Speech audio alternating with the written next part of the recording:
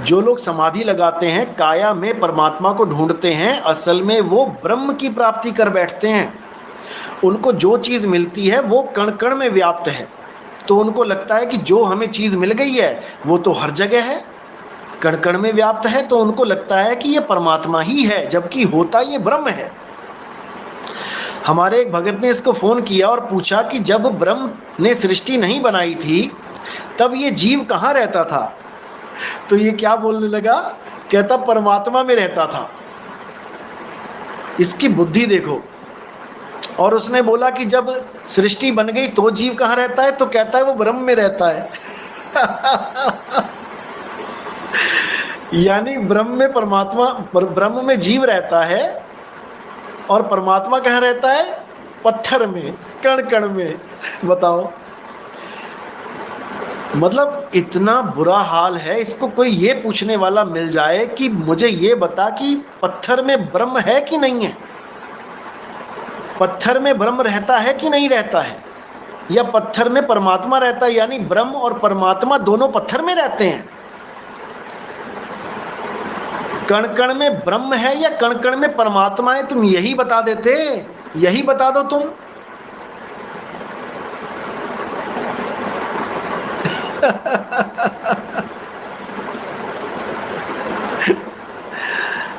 इतना बुरा हाल है, इतना बुरा हाल है इन लोगों का कि क्या बताया जाए।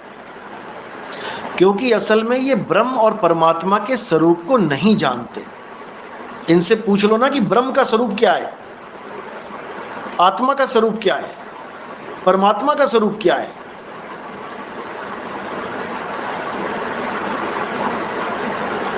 इनकी हालत खराब हो जाएगी। लेकिन हमारे सत्संग सुन सुन के लोगों को आकर्षित करना सीख लिया, नकल मारनी सीख ली, उससे क्या होगा? तुम भी गड्ढे में जाओगे और जो तुम्हारे साथ जुड़ेंगे 5, 7, 10 लोग, वो भी गड्ढे में जाएंगे। कोई रोकने वाला नहीं है।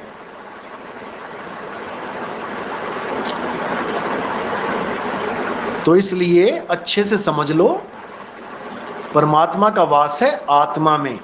और जो हमारे यहाँ आरती करवाई जाती है वो काया की आरती नहीं होती है।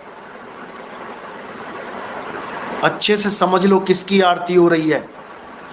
साहिब कबीर का सब घट वासा, गुपत प्रगट कुछ अजब तमाशा। जहां संत तहां परगट भयहूं, और जहां असंत गुपत तहां रहूं। कर दिया ना क्लियर कि अगर तुमने मेरी आरती करनी है तो तुम ऐसे संत की आरती करो जो देह स्वरूप नहीं है, जिसको ये अनुभूति है, जिसको ये अनुभव है कि मैं शरीर नहीं हूं। वही तो तुम्हें समझाएगा कि तुम शरीर नहीं हो। अगर ऐसे निकम्मे मिल गए तो तुम्हें भी देह बना के छोड़ेंगे और खुद भी देह रहेंगे, और परमात्मा भी देह स्वरूपी ढूंढेंगे कि परमात्मा के साथ आहार विहार करेंगे। हम मिलके घूमने जाएंगे कंपनी बाग में, सतलोक में परमात्मा के साथ। क्योंकि ये नहीं जानते कि परमात्मा अचल है और तुम्हें भी अचल कर देगा, तुम्हें भी अचल कर देगा। उसका काम ही है ये अचल करना। और जब तक तुम अचल नहीं हुए, तुम आहार विहार कर रहे हो, तब तक काल तुम्हारा आहार करेगा। समझे? काल तुम्हें घसीट घसीट के मारेगा। जिस सीढ़ी पे तुम्हें हम चढ़ा रहे हैं, अगर तुम वहां से नीचे उतरे तो क्या बोला है? गुरु सीढ़ी से उतरे, शब्द विहूना होए, और वाको काल घसीटी हैं, राख सके ना कोई। जिस सीढ़ी पे मैं तुम्हें चढ़ा रहा हूं, क्योंकि छत पे जाने के लिए सीढ़ी की जरूरत होती है, और जहां परमात्मा है वहां जाने के लिए विहंगम चाल की जरूरत होती है। विहंगम चाल, शब्द विहंगम चाल हमारी, और कहें कबीर सतगुरदई तारी। गुरु चाबी दे देता है और ये क्या बता रहा है कि मैं तुम्हें सतलोक लेके जाऊंगा, मैं तुम्हें अभी ले जा सकता हूं, चल मुझे लेके चल सतलोक, मैं आता हूं तेरे पास, मैं आता हूं, मुझे सतलोक लेके चल, जरा देखो तेरा कौन सा सतलोक है। ऐसा बेवकूफ बनाते हैं ये लोग जीवों को, भोले जीवों को।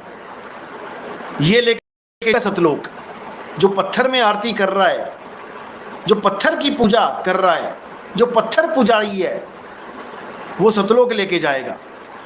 अरे जब तेरा परमात्मा पत्थर में ही है तो पत्थर में ही परमात्मा दिखा देना, सतलोक कैसे लेके जाएगा? कौन से सतलोक ले जाएगा जब परमात्मा तो पत्थर में है, कण कण में है? तो कौन से सतलोक की बात कर रहा है? कणों के बीच में ही तो तू खड़ा है। कणों के बीच में, वो खेतों में खड़ा है यूपी में, और कह रहा है कि मैं सतलोक लेके चला जाऊंगा। अरे तू सतलोक में ही खड़ा है, तेरा परमात्मा कण कण में विराजमान है।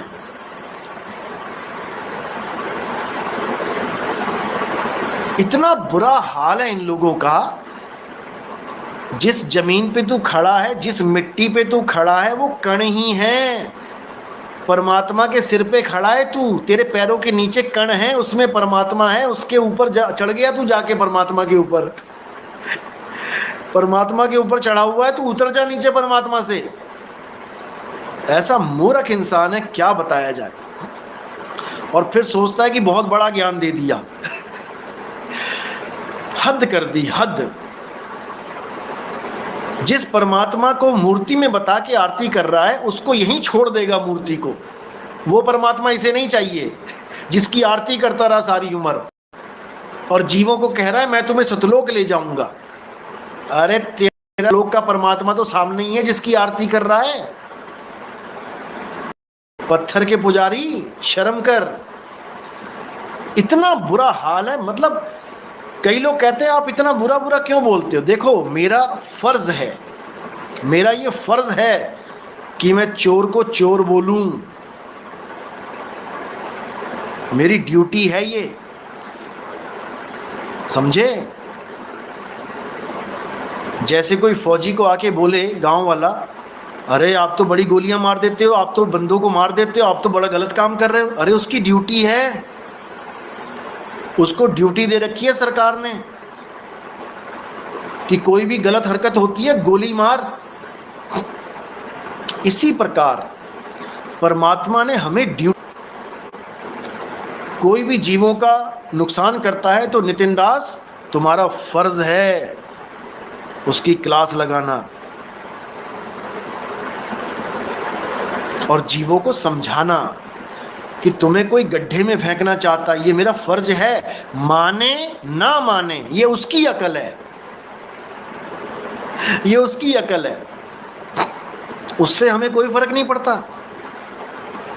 ये हमारा फर्ज है क्योंकि हमें उसका नाश दिखाई दे रहा है कि ये जीव कहां फंस गया जाके। उसको नहीं दिखाई देगा। अगर जीवों को उनका नाश दिखाई देता तो इतने गुरुओं के पास लोग बैठे हैं, उनको पता लग जाना चाहिए था कि हम फंस चुके हैं, लेकिन जीव को दिखाई नहीं देता। ये काम है विवेकी गुरु का। विवेक के द्वारा जीवों को सत्य असत्य का निबेड़ा करवा देना, सत्य का मार्ग समझा देना, असत्य की टांग तोड़ देना, लंगड़ा बना देना असत्य को। ये गुरु का काम है। कोई ये ना सोचे कि मेरा कोई जाति दुश्मनी है कि मेरी जमीन हड़प के बैठा है वो, ऐसा कुछ नहीं है। वो भी मालिक का ही जीव है, वो भी भक्ति करने के लिए निकला है घर से, साधु बना है, अच्छी बात है। लेकिन जब तक अनुभव ज्ञान ना हो जाए, वो भी किसी सतगुरु की शरण में, ये नहीं पढ़ के, इसका स्टेटमेंट बताऊंगा तुम्हें मैं, महाराज जी बीजक पढ़ के ही ज्ञानी बन गए, बताओ। बीजक पढ़ के इनको ज्ञान हो गया, बीजक पढ़ के साधना भी पता लग गई कि मैंने क्या करना है। ऐसे लोगों को कबीर साहब ने लताड़ा है, लताड़ा।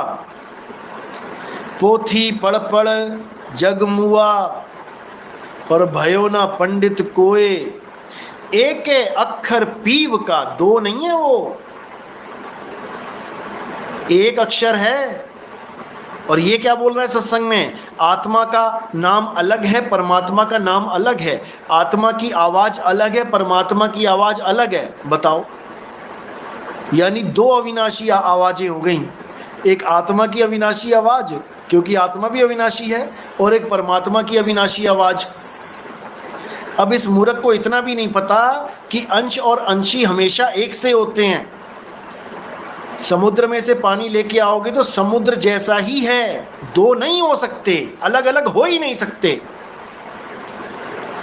सोने की खान में से सोने का कण लेके आओगे तो वो दोनों एक से हैं, अलग हो ही नहीं सकते।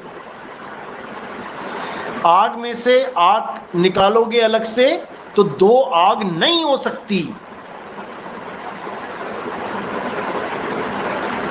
और इस मूर्ख ने दो आवाजें घोषित कर दी, हद कर दी इसने, हद। क्योंकि विवेक नहीं है, विवेक शून्य है। ये देखा देखी बन गया गुरु। हमारे सत्संग सुन सुन के अकल आ गई थोड़ी सी तो सोच रहा है कि अब हम भी गुरु बन जाते हैं। क्यों? क्योंकि ऐसे लोग केवल आरामप्रद जीवन जीने के लिए गुरु बनते हैं कि चार पैसे हमें मिल जाएंगे, जीवन सुखमय हो जाएगा। उसके बाद 84 में जाओगे बेटा, समझे? अजगर बनना पड़ेगा जो कण कण में परमात्मा दिखा रहा है। अरे कण कण में है भगवान, ये घोर है अज्ञान। गलती से भी मत मान लेना कि कण कण में परमात्मा है। जब कण नहीं थे तब परमात्मा कहाँ था और तुम कहाँ थे? जब ये कण नहीं थे तो परमात्मा कहाँ था जो आज कण कण में विराजमान कर दिया तुमने?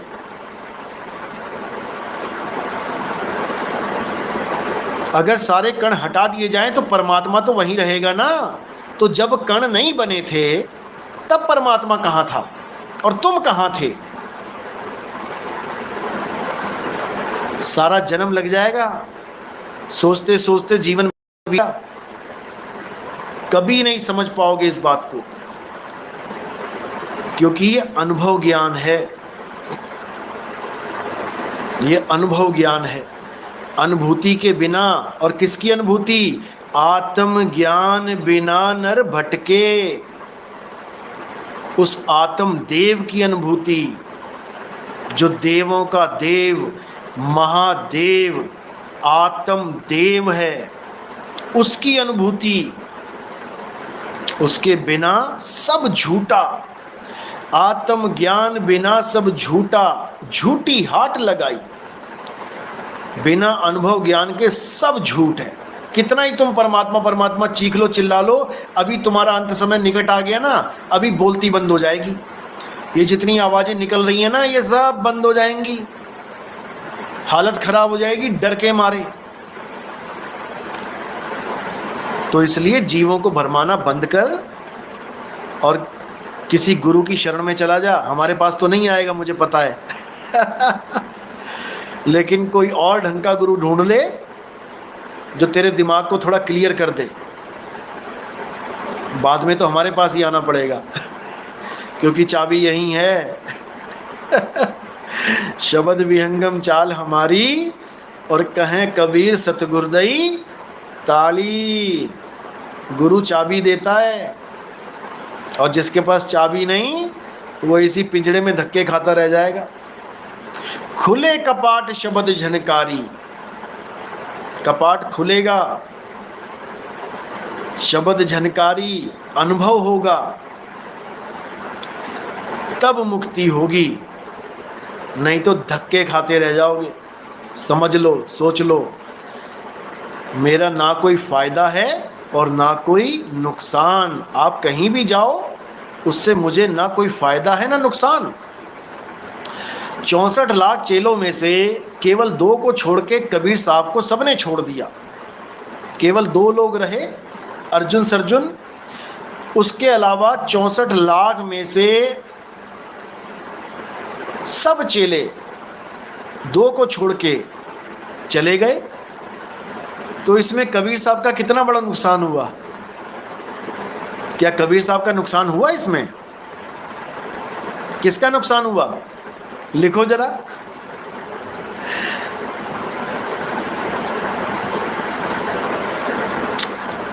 किसका नुकसान हुआ?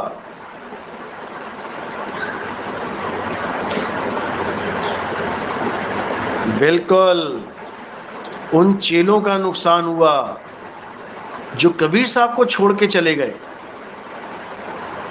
वही धक्के खा रहे हैं और अब हमारे सत्संग सुन के वही आ रहे हैं। हमारे सत्संग सुन के पहले वही 64 लाख पूरे होंगे, समझे?